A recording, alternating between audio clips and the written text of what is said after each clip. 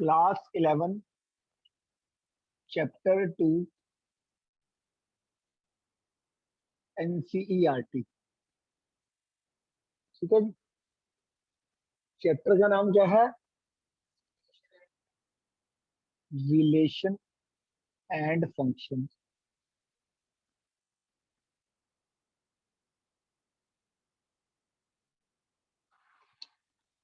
Clear होगी बात?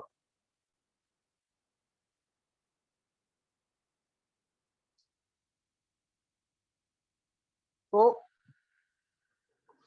इसके अंदर सबसे पहले क्या होता है? ए एक सेट है, 1 2 मैंने ले लिया। सेट सेट सेट का साइन होता है ये।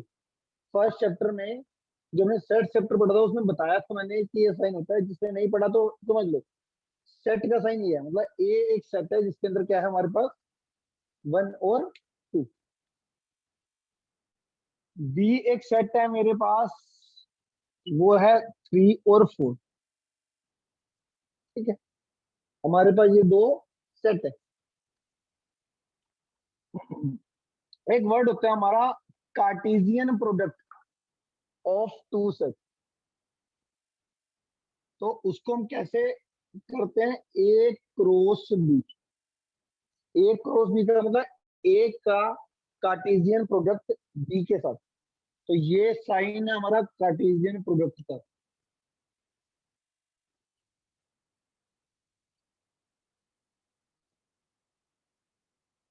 ये जो क्रॉस साइन है ये क्या होता है? Cartesian product. ए सेट का कार्टेशियन प्रोडक्ट निकालना है बी सेट के साथ। सिंपल है। अब निकालते कैसे हैं? ये देखो जरा। पहले ए सेट लिख लो, फिर बी सेट लिख लो। ये लिख लिया। ए सेट कार्टेशियन प्रोडक्ट का कार्टेशियन प्रोडक्ट बी का बी। अब कार्टेशियन प्रोडक्ट पहले निकालना सीखते हैं कैसे।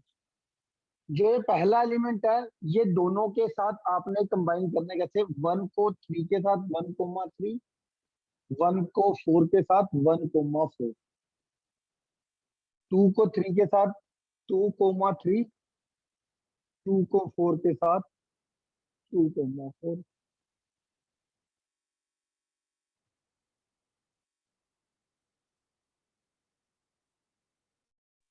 चलो जी, इस तरीके से मैंने ए क्रॉस बी निकाला, उसी तरीके से बी क्रॉस ए निकाल सकते हैं। मतलब बी का कार्टेशियन प्रोडक्ट ए के साथ।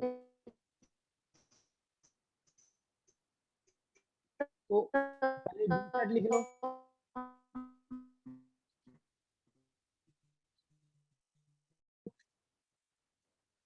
इसी तरीके से अगर मैं बी क्रॉस ए निकालना चाहूं तो कैसे निकालूं? बी सेट का बी सेट लिख दिया, ए सेट का ए सेट लिख दिया। बी क्रॉस ए निकालना है तो 3,1, 3,2, 4,1, 4,2। ये आ गया मेरा बी क्रॉस।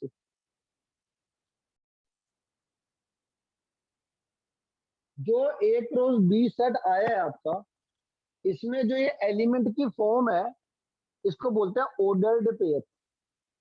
मतलब जैसे ए कोमा बी इस सेट के अंदर ऐसे लिखा ना, तो ये किस फॉर्म में है? ये ऑर्डर्ड पेयर फॉर्म में एलिमेंट है। तो ए क्रॉस बी और बी क्रॉस के एलिमेंट अगर आप देखोगे तो किस फॉर्म में है? ऑर्डर्ड पेयर फॉर्म में। एक तो ये चीज देखी। दूसरी क्या चीज देखी? ए क्रॉस बी के एलिमेंट और बी क्रॉस ए के एलिमेंट अगर आप ध्यान से देखो तो अलग अलग है। अब आप, तो कई बच्चे सोचते हैं 1,3 और 3,1 सेम है। तो सेम नहीं होते। कैसे सेम नहीं होते आप बताओ? जैसे 1,3 अगर मैं कार्टेशियन उस पे बनाऊं तो 1 2 3, 1,3 ये हो जाएगा। और 3,1 ये पॉइंट है, अलग अलग पॉइंट है ना। अगर मैं वैसे भी दिखाऊं आपको कार्टेशियन प्लेन पे तो ए क्रॉस बी के जो एलिमेंट है वो बी क्रॉस ए के बराबर नहीं है। तो क्या लिखते हैं हम, A cross B not equal to B cross A. अगर ए क्रॉस बी के सारे एलिमेंट बी क्रॉस ए के बराबर होते, मतलब अगर यहाँ पे 1,3 तो यहाँ पे भी 1,3 होना चाहिए, यहाँ पे 1,4, यहाँ पे भी 1,4 ही होना चाहिए। 4,1 अलग है, 1,4 अलग चीज होती है। वो मैंने आपको कार्टेशियन प्लेन पे समझा दिया। दूसरा point, number of element in A cross B और number of element in B cross A, अगर आप देखोगे तो ये सेम होते हैं। Number of element in A cross B, इसका क्या मतलब हुआ, ए क्रॉस बी के अंदर एलिमेंट कितने हैं, 1 2 3 4, इसके अंदर कितने हैं, 1 2 3 4। तो ए क्रॉस बी के अंदर जितने एलिमेंट उतने ही बी क्रॉस ए के अंदर एलिमेंट सेम है, सेट इक्वल नहीं है, but number of element in A cross B और number of element in B cross A ये बराबर है। क्या कहते हो, क्लियर है ये बात? पहले तो इसको पढ़ना आना चाहिए। एन का मतलब number of element A cross B के अंदर, और number of element B cross A के अंदर इक्वल है कि नहीं। आप देख लो, मैंने आपको ए क्रॉस बी क्रॉस से निकालना सिखाया। इसके अंदर कितने एलिमेंट, 4, इसके 4, बराबर है। हमेशा ऐसा होगा कि number of element A cross B और बी क्रॉस ए के एलिमेंट सेम है, बट इन दोनों में फर्क है। ये A cross B not equal to B cross A है, कैसे, क्योंकि इनके एलिमेंट सेम नहीं है। But number of element in A cross B और number of element in B cross A हमेशा सेम आएंगे। क्लियर हुई है बात? तो एक बार ये number of element in A okay sir. जितना मैंने कराया एक बार फटाफट तेजी से देख लेते हैं। मान लेते हैं एक ए सेट है, उसके अंदर 1 और 2 एलिमेंट है। बी सेट है, सेट का साइन होता है कर्ली ब्रैकेट। ए सेट है, उसके अंदर 1 और 2 एलिमेंट है। बी सेट है, उसके अंदर 3 और 4 एलिमेंट है। तो मुझे ए का कार्टेशियन प्रोडक्ट निकालना है बी के साथ।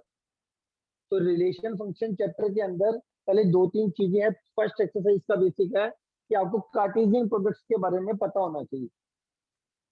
तो ए सेट दे दिया, बी सेट दे दिया, ए क्रॉस बी निकालनी। क्रॉस से यहाँ पे हमारा मतलब होता है कार्टेशियन प्रोडक्ट। तो ए सेट का कार्टेशियन प्रोडक्ट बी सेट के साथ निकालना है। तो कैसे निकालते हैं, ए सेट लिख लो, क्रॉस का क्रॉस, बी सेट लिख लो, लिख लिया। अब इसका कार्टेशियन प्रोडक्ट कैसे निकालते हैं, ए सेट का पहला एलिमेंट लिया और उसके दूसरे दोनों एलिमेंट से अटैच कर लिया, 1,3 1,4। फिर दूसरा एलिमेंट लिया 2,3 2,4। ए क्रॉस बी हमारा ये आ गया। क्लियर हुआ नहीं का इतना? इतना क्लियर है? इसी तरीके बी क्रॉस ए, मतलब बी का कार्टेशियन प्रोडक्ट ए के साथ निकालना है। तो कैसे निकालेंगे, बी सेट लिखा, ए सेट लिखा, बी सेट लिखा और ए सेट लिखा। तो बी 3,1 3,2 4,1 4,2। ए क्रॉस बी भी निकाल दिया, बी क्रॉस ए भी निकाल दिया। अब मैंने आपको इसमें ये चीज बताई थी 1,3, ये जो फॉर्म है इसको बोलते हैं ऑर्डर्ड पेयर फॉर्म में। अगर कोई चीज ऐसे लिखी जा रही है डेट मींस वो किस फॉर्म में है, ऑर्डर्ड पेयर में। तो ए क्रॉस बी के और बी क्रॉस ए के अंदर जो एलिमेंट्स आ रहे हैं वो किस फॉर्म में है, ऑर्डर्ड पेयर में। और इस बात का स्पेशली ध्यान रखना है, ऑर्डर्ड पेयर में 1,3 और 3,1 अलग अलग चीजें हैं। जैसे कि आप एक XY प्लेन पे 1,3 ये पॉइंट प्लॉट करोगे और 3,1 ये वाला पॉइंट प्लॉट करोगे, तो ये दोनों ऑर्डर्ड पेयर बराबर नहीं होते। 1,3 और 3,1 अलग अलग माना जाएगा।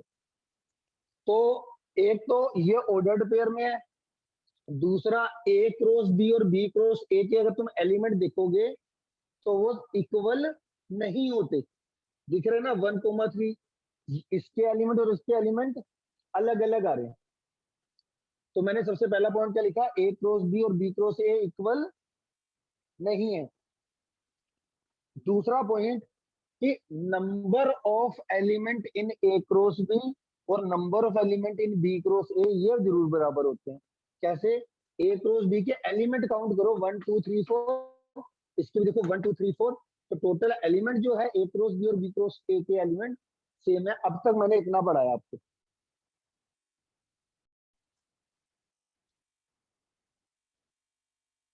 अगर मैं number of element in A cross B की बात करूं कि ए क्रॉस बी के अंदर टोटल नंबर ऑफ एलिमेंट कितने आएंगे, तो वो हमेशा देखना ए सेट के एलिमेंट देख लो कितने हैं और उसको मल्टीप्लाई कर दो बी सेट के अंदर एलिमेंट कितने।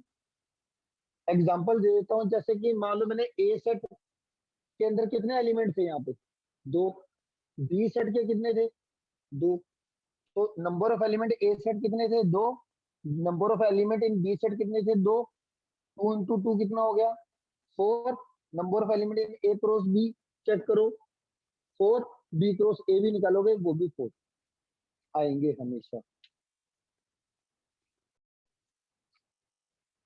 जो तुमने ए क्रॉस बी निकाला उसके अंदर अगर आपने ध्यान से देखा हो, अपनी नोटबुक में देखना, तो ना एक जनरल लैंग्वेज लिखते हैं हमेशा।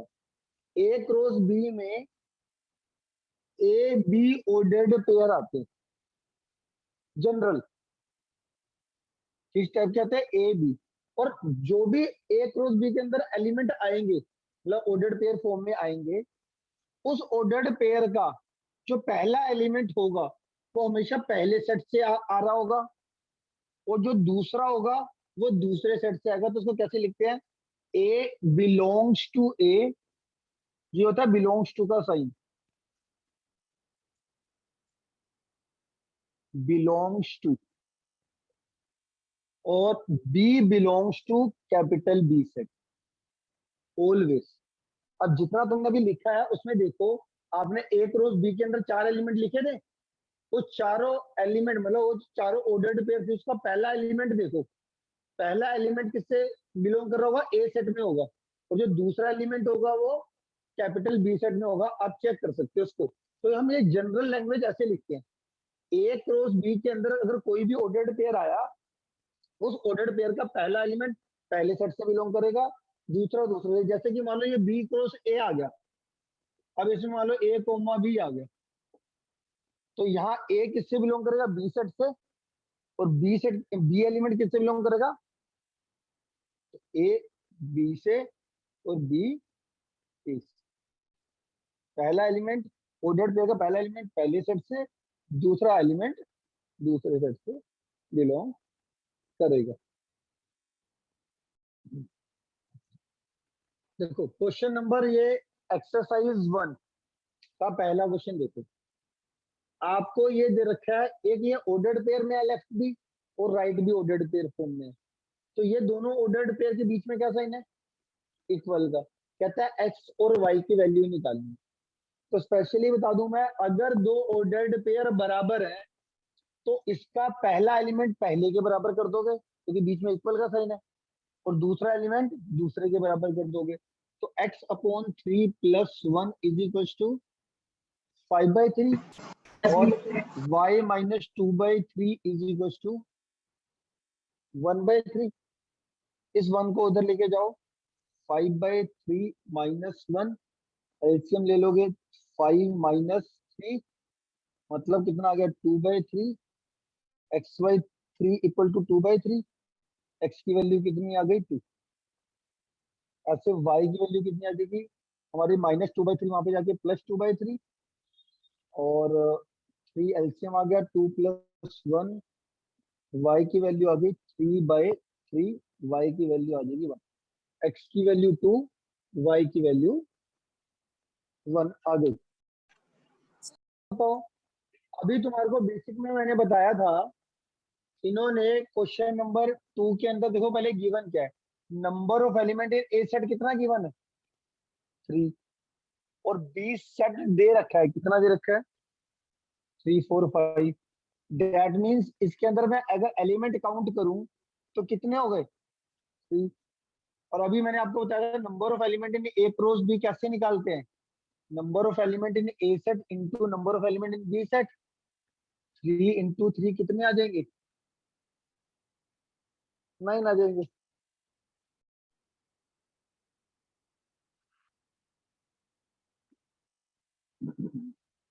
आता है ना 7,5 7,4 7,2, 7 को सबके साथ, 8 को सबके साथ।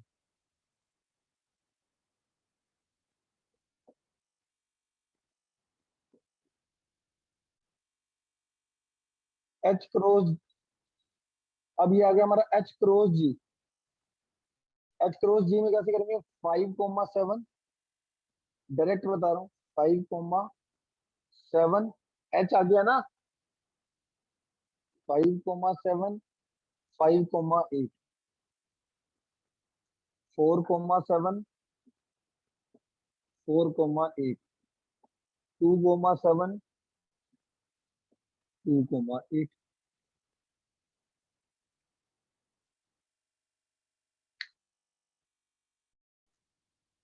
देखो पी क्रॉस क्यू के अंदर जो इन्हें ऑर्डर्ड पेयर लिखे हैं वो तो लिखे हैं 2, जो कि इनकरेक्ट हुआ। टोटल कितने आने चाहिए? 4 आने चाहिए। 4। पहली बात कौन कौन से आने चाहिए? m into n, n mm into m, n into n, n into n। ठीक है। सेकंड वाले में mm नहीं आना चाहिए, ये mn के बाद mm आएगा।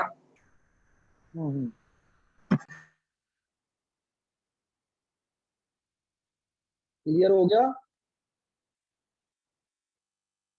तो क्या बोलोगे? पहले तो लिखना p लिख दिया, q लिख दिया, पहले अपना इनका पूरा लिख लिया करो। जैसे कि मान लो ये इन्होंने कौन कौन से लिखे थे? m और n और n और m। तो हम बोलेंगे फॉल्स, पहले फॉल्स बोल के फिर करेक्ट आंसर लिख दिया हमने।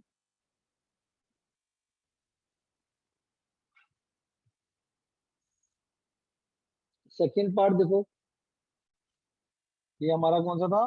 First part. सेकंड पार्ट में देखो, A and B are two non empty set. ये नॉन एम्प्टी सेट से हमारा क्या मीनिंग है? जिन बच्चों ने सेट्स नहीं पढ़ा, एम्प्टी सेट का, एम्प्टी का मतलब होता है खाली। खाली का मतलब एक भी एलिमेंट ना होना, मतलब एक सेट के अंदर एक भी एलिमेंट नहीं है। मान लो एक सेट है, इस सेट के अंदर मैंने एक भी एलिमेंट नहीं लिखा, तो ये हुआ एम्प्टी सेट। इसको हम फाइव भी कहते हैं, इसको हम वॉइड सेट भी कहते हैं। 2-3 नाम होते हैं इसके, null set, void set, empty set. ठीक है। क्या होता है? जिसके अंदर, जिस सेट के अंदर एक भी एलिमेंट नहीं होता, ये हुआ एम्प्टी सेट। अगर मैं बोल रहा हूँ एक सेट नॉन एम्प्टी है, तो इसका मतलब क्या है? एलिमेंट है। होगा, एलिमेंट होगा। तो वो कहते हैं हमारे को क्वेश्चन के अंदर, ए हमारे पास एक ए और बी नॉन एम्प्टी सेट है, और A cross B is a non-empty set of the ordered pair x y such that x belonging to a and y belonging to b। True है, ट्रू स्टेटमेंट है ना। देखो कैसे, वो इसको मैं आपको मैथमेटिकल लिख के बताता हूँ। वो क्या कह रहा है, एक ए सेट है जो कि नॉन एम्प्टी है, मतलब इसके अंदर कुछ ना कुछ एलिमेंट होंगे। लेट कर लेते हैं ए एलिमेंट, ए एलिमेंट है, लेट कर लेते हैं। एक बी सेट है, उसके अंदर मैं ले लेता हूँ बी एलिमेंट है, क्योंकि नॉन एम्प्टी है, एक एलिमेंट ले लिया मैंने फिलहाल के लिए। अब वो कह रहा है ए क्रॉस बी के अंदर आपके ए बी ऑर्डर्ड पेयर आएगा, और इसमें जो पहला एलिमेंट है वो पहले से, आपको पता ही है पहला एलिमेंट पहले से बिलोंग करता है, दूसरा दूसरे से। एकदम सही बात है। तो वही वो कह रहा है, आप पढ़ के देखो, दैट मीन्स करेक्ट बोल रहा है इस समय। बोलो बेटा। स्टेटमेंट इज, मैंने क्वेश्चन में देखो, इन्हें ए बी की जगह पे इन्होंने एक्स वाई लिया हुआ है। एक्स वाई ले लेते हैं, मान लो इसके अंदर एक्स एलिमेंट है, इसके अंदर वाई एलिमेंट है। क्योंकि ऑर्डर्ड पेयर इनका एक्स वाई था, मैंने गलती से ए बी लिख दिया। मान लो एक ए सेट है, उसके अंदर एक्स एलिमेंट है, तो तुमने बोला ना ए नॉन एम्प्टी सेट है, बी एक नॉन एम्प्टी सेट है, और ए क्रॉस बी के अंदर एक्स वाई ऑर्डर्ड पेयर है। ए बी के अंदर कौन से ऑर्डर्ड पेयर है? X Y. इसका मतलब है एक्स, और इन्हें ये भी बोल रखा है एक्स ए से बिलोंग करता है और वाई बी से बिलोंग करता है। सही बात है एकदम। एक्स ए से करेगा, वाई बी से करेगा, तभी A cross B x comma y आएगा। तभी तो ए क्रॉस बी के अंदर x comma y ordered pair आएगा।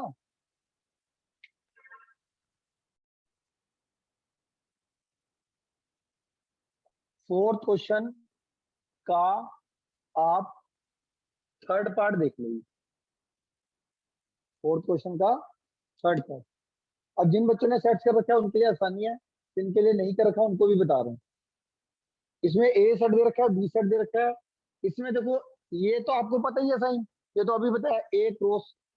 एक ये होता है इंटरसेक्शन, इसको बोलते हैं, उल्टे यू का मतलब होता है इंटरसेक्शन। इसको प्रोनाउंस कैसे करते हैं? इंटरसेक्शन।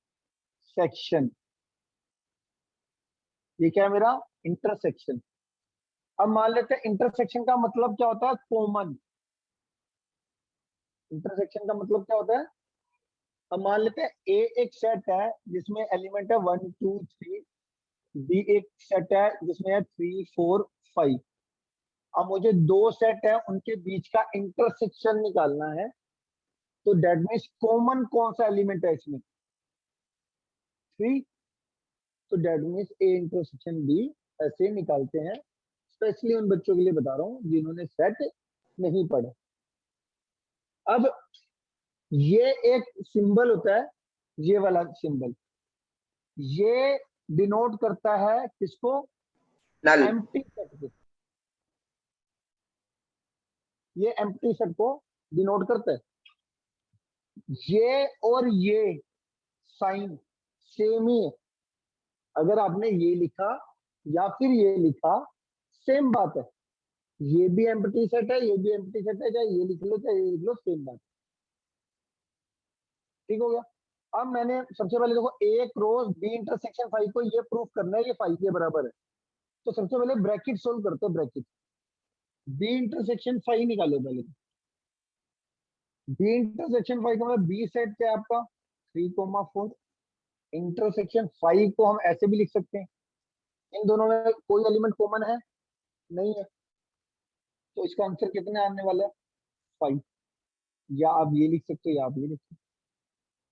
तो बी इंटरसेक्शन 5 कितना आ गया? 5। अब ए क्रॉस बी इंटरसेक्शन 5 अगर मेरे को निकालना है, तो ए क्रॉस का ए क्रॉस बी इंटरसेक्शन 5 हमारा कितना था? 5। बी इंटरसेक्शन 5 क्या था हमारा? 5। अगर इसको आप ऐसे लिखना, ऐसे लिख लो। की वैल्यू कितनी थी? 1,2। और ये हमारा 5 एलिमेंट है। तो क्या मैं ए का बी के साथ